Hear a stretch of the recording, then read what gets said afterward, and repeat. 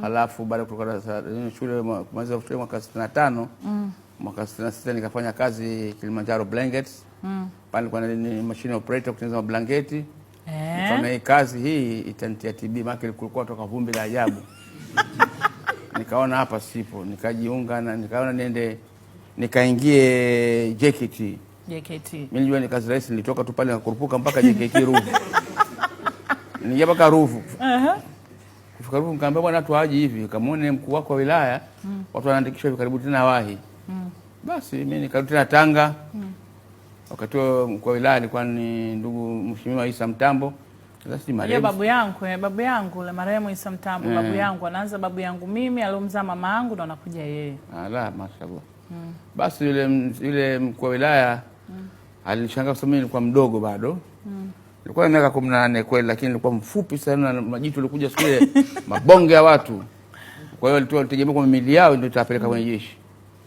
Basi kwa sababu hata historia kwa mmekwenda kule tena kwa miguu mpaka Ruvu. Na nikarudi nimevimba kabisa miguu kutafuta kazi ile, akaona mtu akaacha kazi kwa sababu kwa kujitolea. Siku zile mshahara shilingi 150. Basi akaniambia bwana, wewe utakuwa mtu wa kwanza kaa huko. Wengine wakapigiwa kura. Maana tulikuwa watu watakiwa watu 60. Sisi tumekuja karibu 200. Kwa mimi nikapata nafasi kwenda JKT. Wakati kitwa Ruvu JKT. Mwaka 1967 mwezi wa 3 mimi niko JKT. Kapiga kwata kule tena nikakuta tofauti ya ule mshahara nikapata kule shilingi 150, huku nikakuta kuna shilingi 20.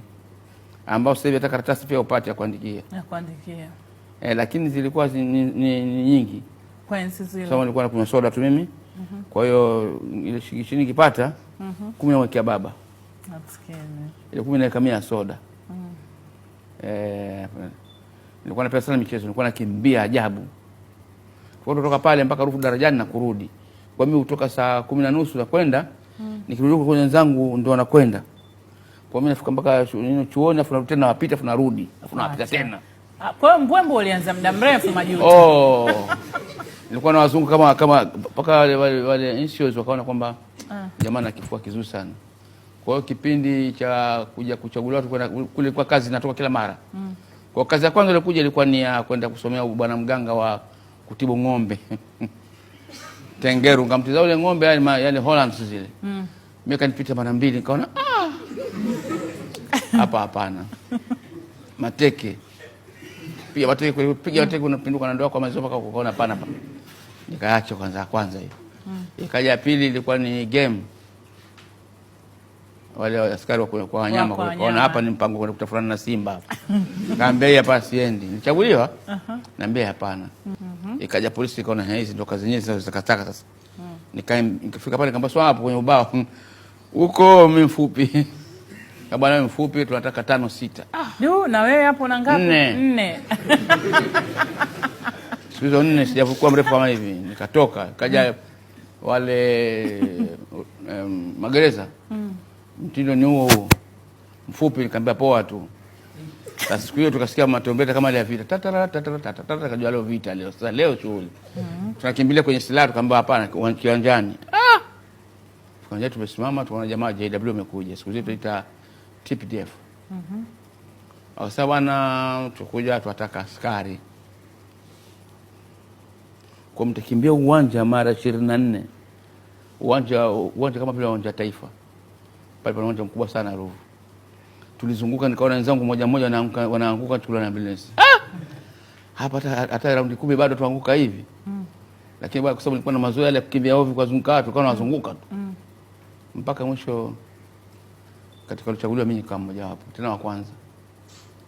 Pamoja kwa ni mdogo, mfupi, kama bwana huko tujali tu wafupi ndio wataka sana, akasema Mungu saidie. Nikachukuliwa JW.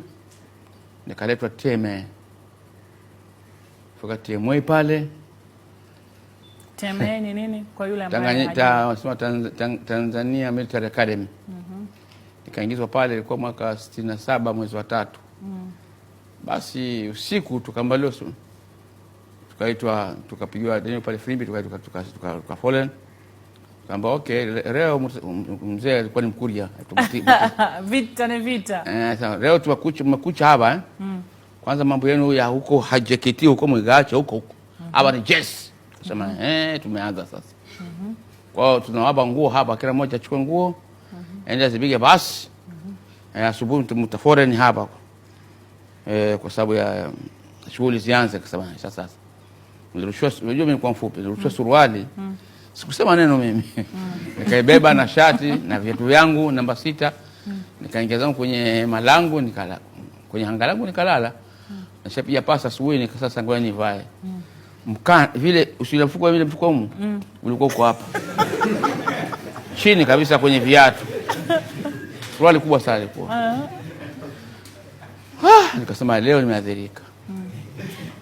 Watanifukuza kazi tu. Lakini sasa ngoja nivae, nikaifute suruali, sikile ninapoivuta zipu iko huko. Unaona? Flies.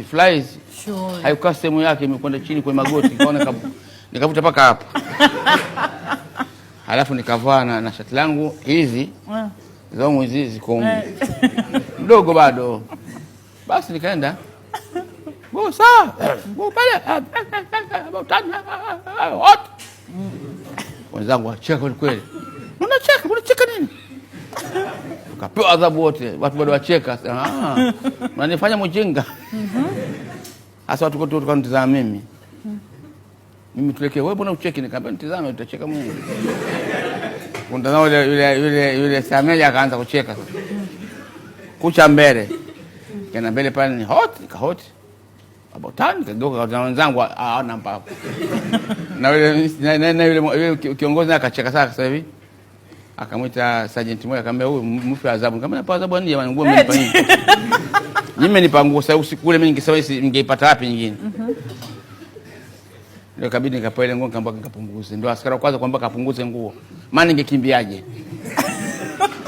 Kama sio kuvunja meno hapo na pua.